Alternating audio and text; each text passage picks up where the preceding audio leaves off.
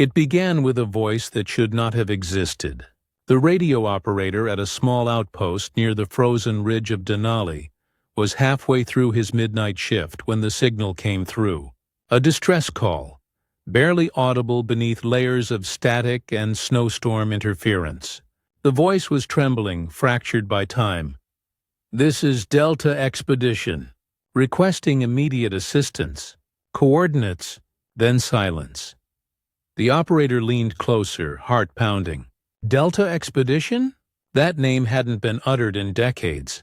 According to the old archives, Delta Expedition had vanished without trace in the winter of 1995, 30 years ago. No wreckage, no bodies, no answers. Only a line in an old military report that read, "Lost due to severe weather and terrain failure." And yet, the coordinates transmitted that night were precise. Real. The rescue team was assembled before dawn. 5 men and 1 woman. Experienced climbers, soldiers, and survivalists.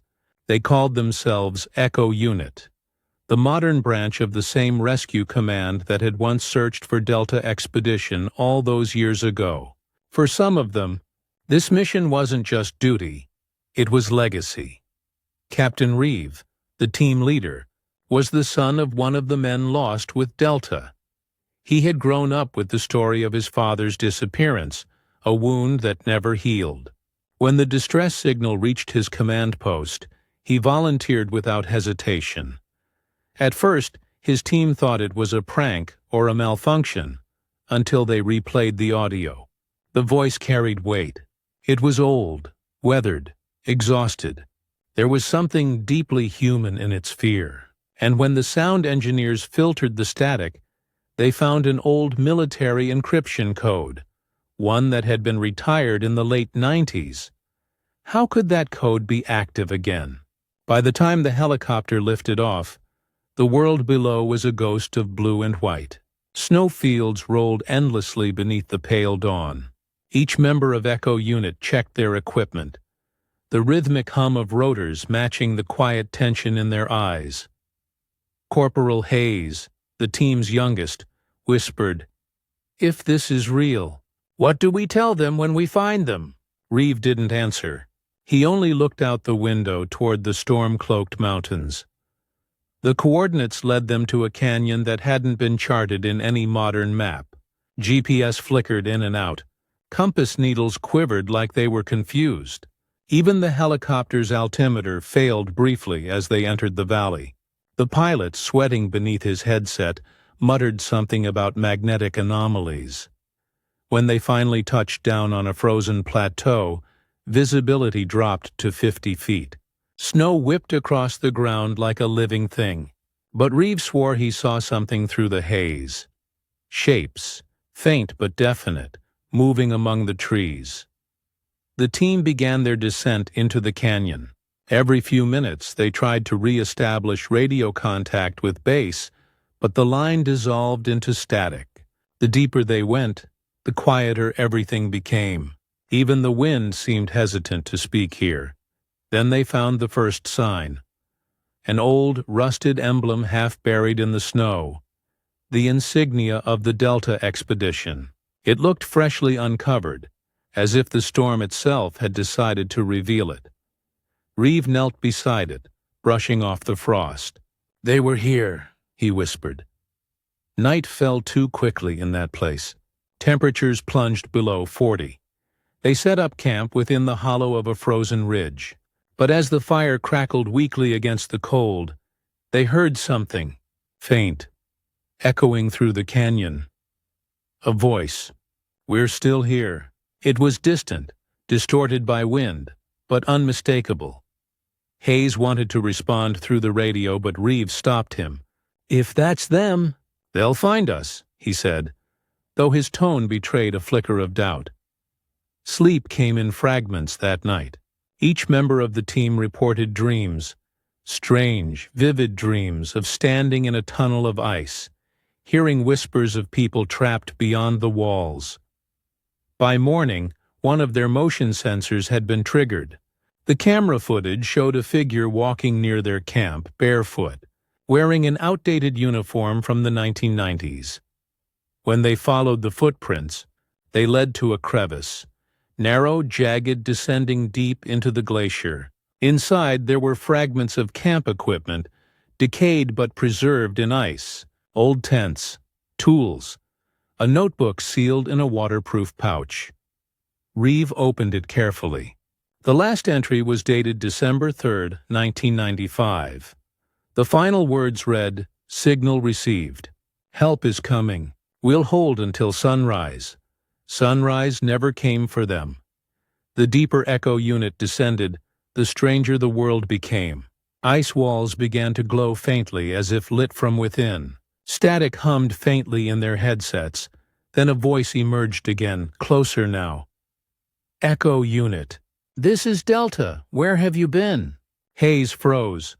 The signal was coming from inside the glacier. They tried to triangulate the source, but the readings made no sense. It was as if the voice was moving through solid ice, circling them. Then the radio hissed violently, and one by one their lights flickered out. Only Reeves remained, and in its pale beam he saw a figure standing ahead. A man in an old uniform covered in frost, eyes hollow but alive. "Captain Reeve," the man said. His voice was hoarse, trembling. "You came back."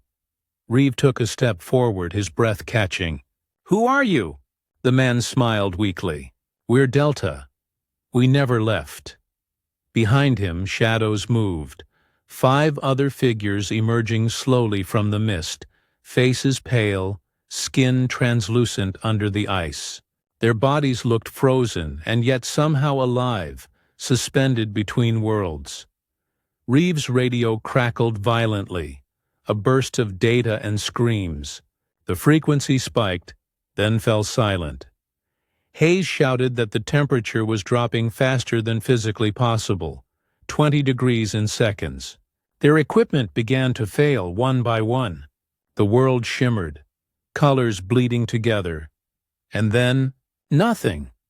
The next transmission received by the outpost came 3 days later. It was fragmented, faint, and untraceable. "This is Echo Unit. We found them. They're not what they were. Locals say the canyon has been sealed since that winter.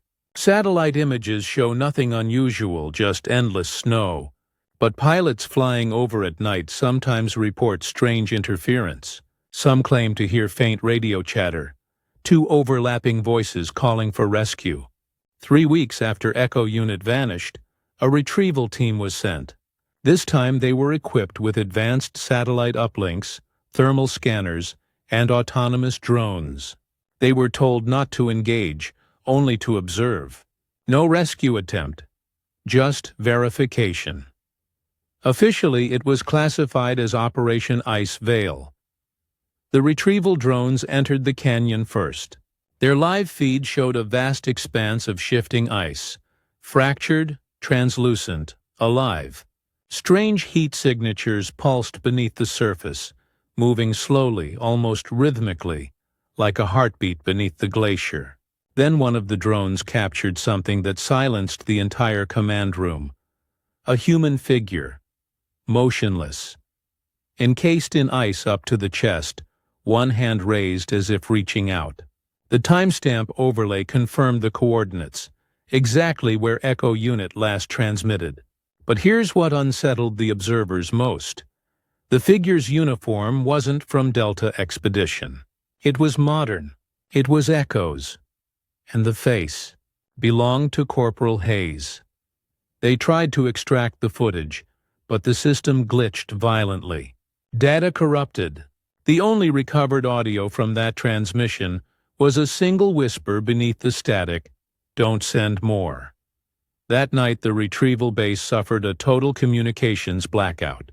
The power grid flickered, sensors went offline, and a cold wind swept through the outpost despite sealed walls.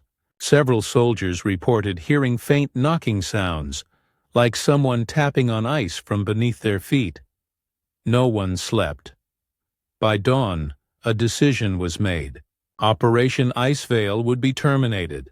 The canyon was to be sealed indefinitely. The files classified under Echo Delta Anomaly, but not everyone agreed to let it go. Months later, Reeve's sister, Dr. Amelia Reeve, an Arctic geologist, received a sealed box with no return address. Inside was a frozen data drive, recovered from a damaged Echo camera. She had it restored at a private lab. What she found inside would never be shown publicly. The footage began normally. Echo unit hiking through the canyon, laughing nervously, breathing visible in the freezing air. Then, at the 12-minute mark, the footage began to distort. The sound warped, the horizon rippled like heat haze. And then, silence. The next frame showed the team standing perfectly still. Snowflakes hung in midair, unmoving. It was as though time itself had stopped for that moment. And in the distance, a blue light began to bloom beneath the ice, growing, pulsing like something breathing. The camera turned to Reeve. His lips moved, but no sound came out. Only the words could be read. It's not the past calling us. It's the place itself. What was this place? Legends from native Alaskan lore tell of the Hollow Cold, a sacred valley said to trap the voices of the lost. The Inuit elders spoke of mountains that remembered the dead and called their names during storms. They said the ice was not silent. It listened. In 1953, before the Delta expedition even existed, there were mining operations near the same ridge. Several miners reported hearing human cries from within sealed tunnels, long after their shifts ended. One worker wrote in his journal, "The ice isn't frozen. It's awake." No record shows that those mines were ever reopened. Dr. Amelia grew obsessed. She returned to Denali under a research permit, officially to study permafrost patterns. Unofficially, she wanted to find her brother. For weeks, she camped near the old valley. Every night, her instruments recorded strange radio pulses, low rhythmic bursts matching the old Delta encryption pattern. On the 8th night, she heard it herself. "Amelia, it's so cold here." Her brother's voice. She ran from her tent, snow pelting her face, chasing the sound toward the canyon rim. The wind screamed around her, but beneath it, she swore she could hear footsteps, slow, heavy, deliberate, following her. She stopped and turned, but there was nothing. Then the ground gave way. She fell only a few meters before landing in a hollow chamber of translucent ice. It was warm. The walls shimmered faintly as though filled with light from beneath. Embedded within the ice were hundreds of objects, helmets, flashlights, rusted rifles, all from different eras. And then, deeper within, she saw faces, frozen, serene, eyes half open, as if dreaming. She recognized her brother among them, his expression calm, hand raised toward her as though inviting her closer. "Reeve?" she whispered. His eyes moved, just slightly. Then everything went dark. When the emergency team found her 3 days later, she was unconscious but alive. Her body temperature was dangerously low, but she showed no signs of frostbite. In her hand, she was clutching something, a broken piece of a military badge with the word Delta still visible. After that, she never spoke publicly about what she saw. In private, she told a journalist friend that she believed the canyon was a temporal echo, a place where time folded inward, preserving those lost within it, like reflections trapped under ice. When asked if she thought her brother was still alive, she replied softly, "Not alive. Not dead, just waiting." Today, Denali National Park has a restricted zone marked as a geological instability region. No maps show the true coordinates of that canyon, but amateur radio enthusiasts claim that on certain winter nights, if you tune to 1234 MHz, you can still hear faint transmissions. Sometimes it's just static. Sometimes it's a voice saying, "Echo to Delta, copy that?" And sometimes there's a whisper, "We found you." The storm had not stopped for 7 days. It moved like a living creature across the mountains, breathing, pulsing, circling back as if it were protecting something. From the air, the valley looked like a frozen wound, a scar upon the earth carved by time itself. The satellites showed flickering thermal signatures deep within, but no one could explain them. No campfires, no machinery. Just movement. Slow, deliberate, impossible. Command decided to send in a ground team. Not a rescue squad this time, but investigators. A classified unit known as Arctic Recon Division 7, led by a man named Major Holt. He was quiet, methodical, and had seen things during the Cold War that no one dared to write reports about. He had studied magnetic anomalies, time distortions, and ancient polar myths whispered in northern villages. When he read the last transmission from Echo Unit, "We found them. They're not what they were," he signed his name on the mission order without hesitation. He wasn't going there to find survivors.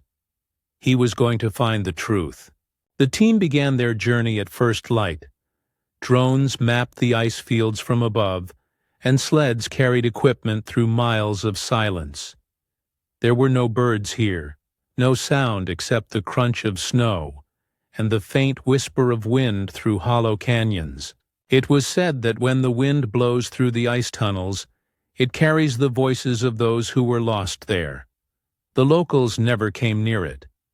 They called it Sila Itzarak, the spirit that remembers. By the third day, they reached the coordinates. Holt ordered camp to be established near the mouth of the canyon. The instruments went haywire almost immediately. Compasses spun wildly. The digital clocks slowed down, seconds dragging like hours. One of the technicians, Sergeant Ilara, tried to recalibrate the satellite link, but her watch froze, literally frozen as if covered in frost from the inside. And that night, the first voice came. It wasn't through the radio. It was through the air itself. A faint rhythmic tapping. 3 knocks, pause, 3 more. Then a voice, whispering through the cold. Echo to command. Do you read? They gathered around the signal receiver. It was faint, distorted, but undeniably human. Echo? This is Division 7. Identify yourself. Silence, then static. We've been waiting too long. The next morning, Holt ordered an entry into the canyon. The air felt wrong, thicker, heavier. Each breath seemed to echo.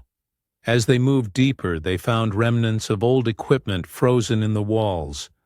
Torn flags, helmets, shattered radios, all preserved in ice like a museum of lost expeditions. Ilara stopped suddenly and pointed at the wall. Inside the translucent layer of ice, there was a face, eyes open, mouth slightly parted, as if exhaling. It was one of the Delta crew, perfectly preserved, but his eyes were moving. Holt stepped closer. The face blinked once. Then the ice cracked. They ran. A low, haunting vibration rolled through the ground, followed by a noise like glass breaking underwater. The canyon shuddered as the walls glowed with faint blue light. Every motion sensor spiked off the charts, temperature rising, oxygen levels fluctuating. And beneath all of it, a sound, like breathing. The ice was breathing. That night in their tents, none of them spoke. Holt wrote in his field log, "We are not in a natural formation. The canyon is reacting to us. It's listening." The next day, they found what appeared to be an old base camp, half buried, nearly erased by snow. It matched Delta Expedition's last known coordinates.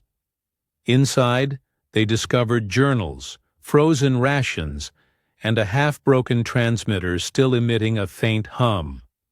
But here's the impossible part. The power light was still on.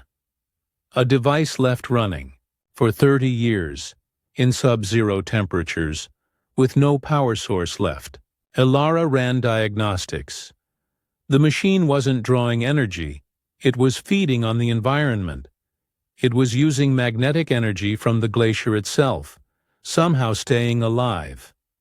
And on its cracked display was a message, still looping after decades. Transmission received. Awaiting rescue. Holt sat there for hours, staring at that message. Something about it felt wrong, like it wasn't just a machine waiting, but something else that wanted to be found. That night the dreams began. Each member of the team reported visions of standing in an endless field of ice, surrounded by whispers. Some said they saw figures, frozen men walking through the fog, their mouths open as if trying to speak.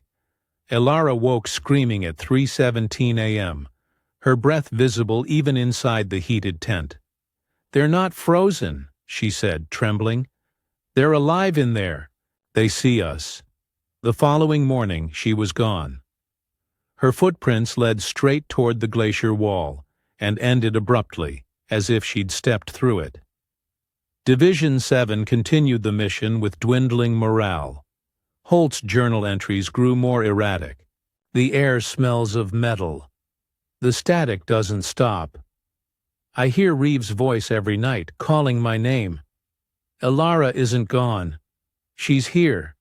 I can feel her behind the ice." Eventually, only Holt's camera remained. The final footage showed him descending into a fissure lit by a cold blue glow. His voice was calm, steady. "If anyone finds this, understand they weren't trapped. They became part of it. The ice is not solid. It's a memory. It holds us when we die. It keeps us when we're lost." Then the signal cut off. No one ever found Holt or his team. The canyon was sealed under the guise of a landslide operation, and all records were buried under government secrecy. Years passed. Then, during a seasonal thaw, hikers near Denali reported a strange phenomenon. Human voices echoing faintly through the wind, synchronized like an old military transmission. Some recorded it. Spectrogram analysis later revealed Morse code embedded in the pattern. It spelled, "still waiting." Scientists dismissed it as pareidolia, random noise interpreted as meaning. But a few experts noticed something else. The code matched the communication style used by the Delta expedition in 1995. Today, the legend lives on among Alaskan search teams and Arctic pilots. They say if you fly over the ridge at night, your instruments will flicker, your compass will spin, and your radio will hum with old voices asking for help. Some say those who answer never come back. Others believe they join the chorus because maybe the ice isn't holding the dead. Maybe it's holding their echoes. Memories of devotion, duty, and voices that can't stop calling home, even now. If you stand in that valley and listen closely, beneath the endless wind and snow, you might hear it too. A broken signal, whispering through time. This is Delta Expedition, requesting rescue. Coordinates unchanged. And somewhere, in the frozen dark, another voice responds. Echo Unit. Copy that. We're coming. 15 years had passed since the last transmission. The frozen valley had been erased from every map, renamed and locked behind layers of bureaucracy and silence. But silence, as the locals often said, never lasts in the north. The ice always remembers. Dr. Amelia Reeve had not returned to that place since she was pulled half dead from the glacier. The doctors called her survival a physiological anomaly, her heartbeat too slow to sustain life, yet still beating. The scientists called it trauma-induced hallucination when she spoke of voices in the ice. But she knew what she saw, and she knew her brother was still there, somewhere beyond the glass blue wall that separated the living from the waiting. When a strange radio frequency resurfaced in 2039, matching her brother's old signal pattern, Amelia's quiet life in Anchorage shattered like thin ice. She played the tape on loop for hours. "This is Echo Unit. We found them." The same broken voice, the same snowstorm distortion. It wasn't just an echo, it was new. So she returned. Alone. The government had abandoned the site long ago. The fences were rusted, the warning signs buried in snow. What used to be the access road was now a river of white silence. But the coordinates were burned into her memory. She carried only a portable transmitter, a thermal camera, and her brother's old compass. Its glass cracked, its needle forever trembling toward something unseen. As she trekked deeper into the mountains, the world grew quieter. Even her footsteps seemed muffled. Time thinned here. She could feel it. The shadows moved slower, and her breath lingered in the air longer than it should have. Then she found the first marker, an old flag frozen in ice, the Delta insignia. She set up her transmitter and began to record. Day 1. Coordinates confirmed. No sign of human life, but I can hear the wind speaking.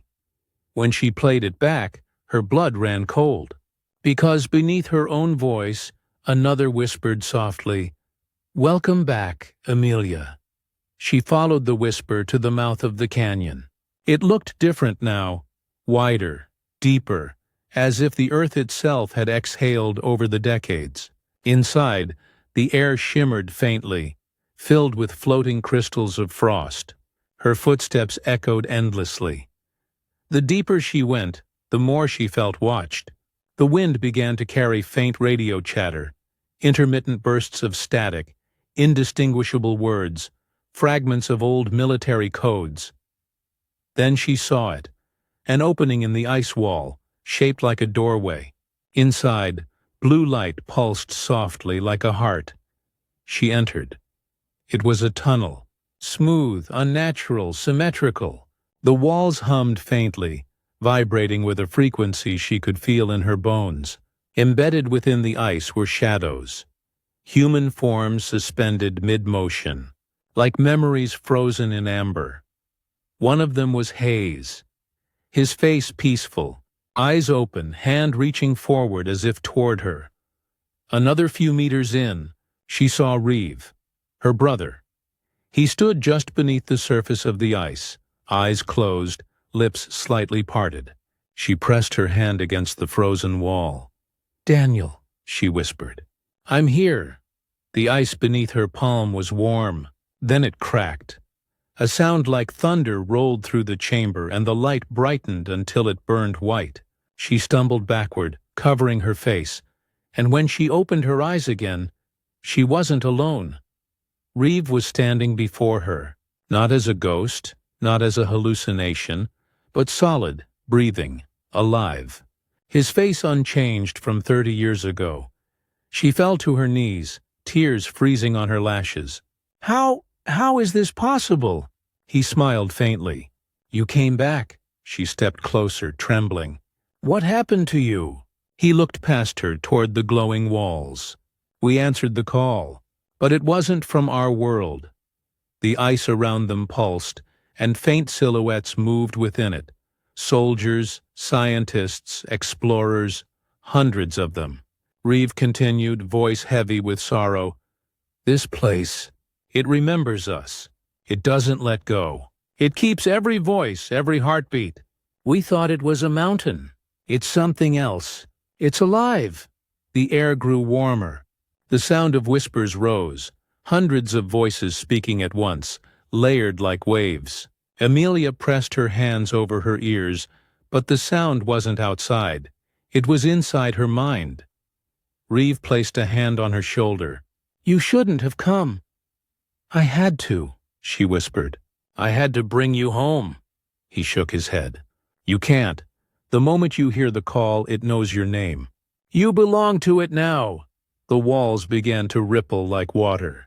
The faces within the ice turned slowly, their eyes following her. A low hum filled the air, vibrations strong enough to rattle her bones. Emilia, Reeves said softly, if you want to live, don't answer it. She turned and ran.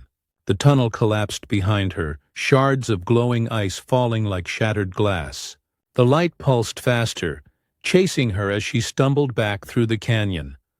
Outside, the snowstorm had returned, but this time it wasn't natural.